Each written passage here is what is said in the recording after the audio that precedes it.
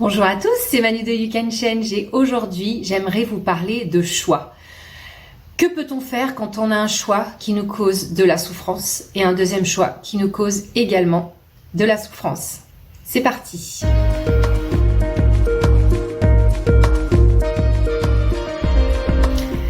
Alors ici j'aimerais vous parler du sens qu'on met aux choses.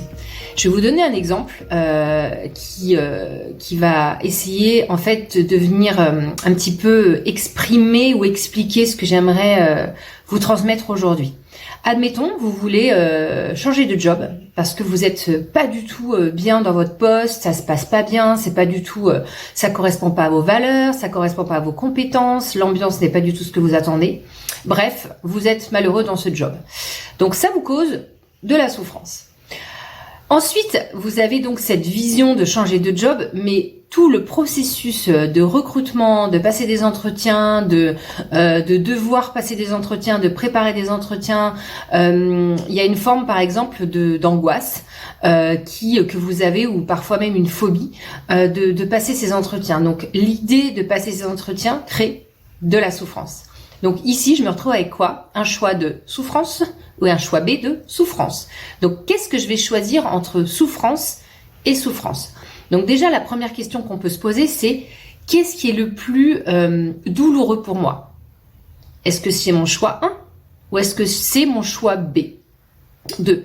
Donc en fait, l'idée ici, c'est d'aller regarder sur le long terme, c'est quoi qui va me causer le plus de souffrance? Admettons qu'ici, vous vous dites, en fait, si je reste dans mon choix 1, sur le long terme, ça va être beaucoup plus douloureux que de passer l'étape du choix 2. Donc, en fait, le choix 1, il est plus douloureux que le choix 2. Donc, déjà, c'est savoir qu'est-ce qui est le plus douloureux, en fait. Qu'est-ce qui est le plus douloureux pour moi et du coup, ça me permet de prendre ma décision de, ok, il faut que j'avance sur le point le moins douloureux. Et sur le point le moins douloureux, c'est d'aller travailler les croyances, c'est-à-dire l'interprétation qu'on se fait intérieure. Quand je dis l'interprétation, c'est les pensées qui se sont formées autour du processus d'interview, le processus de changer de job.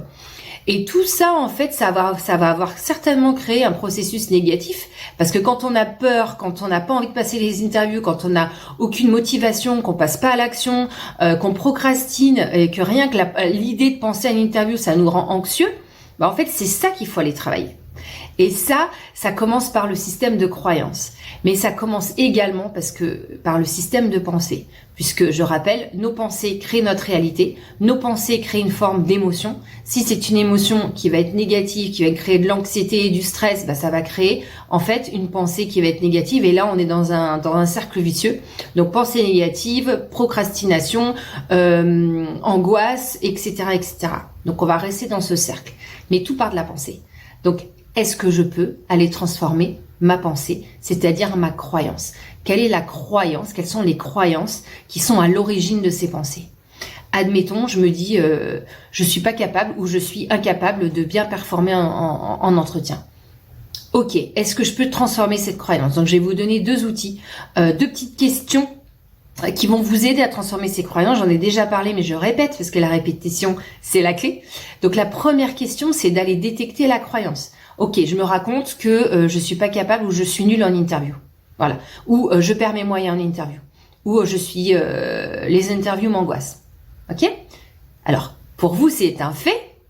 Mais c'est un fait parce que ça s'est répété dans l'expérience. Donc forcément, aujourd'hui, c'est un fait. Mais quelles sont les pensées qui vous habitent quand vous allez à l'interview, ok?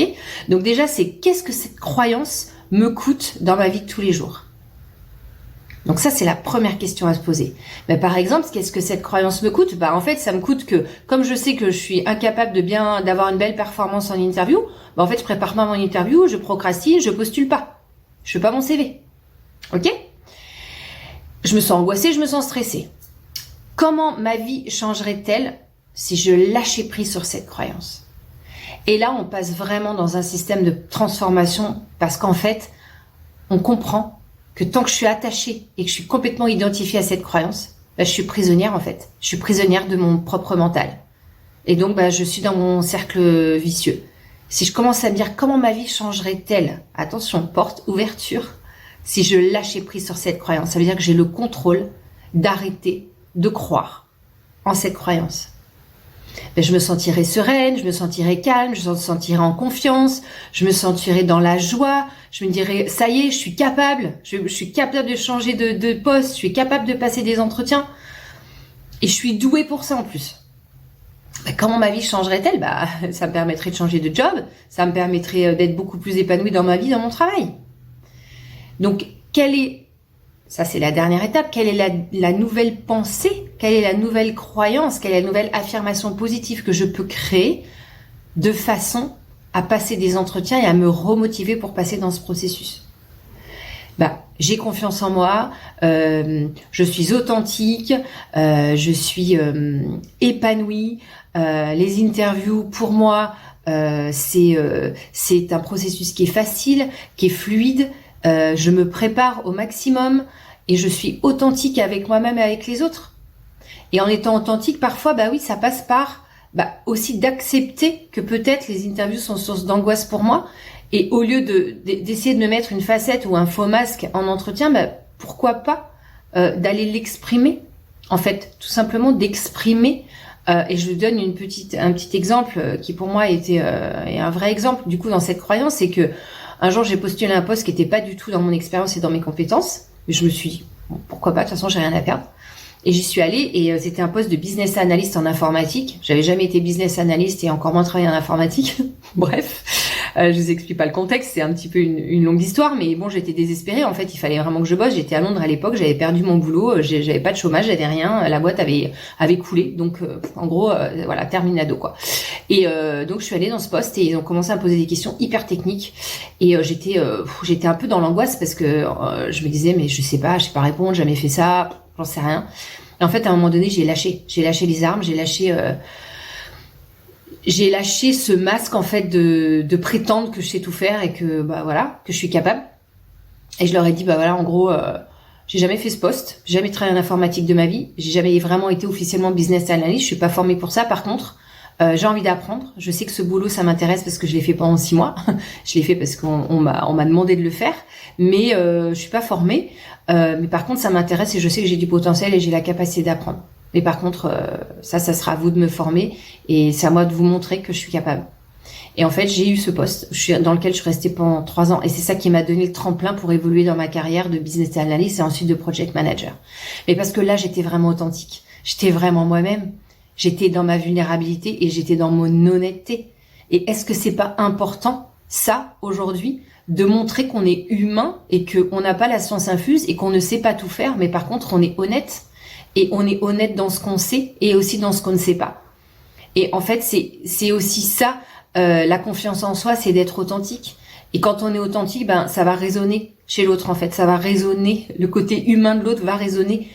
Et à ce moment-là, quand j'ai dit ça dans l'interview, sachant que c'était une interview très difficile, la personne ne me regardait par la fenêtre, il avait vraiment une attitude très border, très très très difficile. Et en fait, il a commencé à me dire, alors, vous êtes française, vous habitez en Normandie, je passe toutes mes vacances en Normandie. Bon, on fera le suivi avec vous. Et donc, il m'a donné le poste. Mais juste parce qu'en fait, là, il a vu que j'étais honnête. Et je pense que ça l'a touché. Alors que, franchement, c'était pas le genre de profil.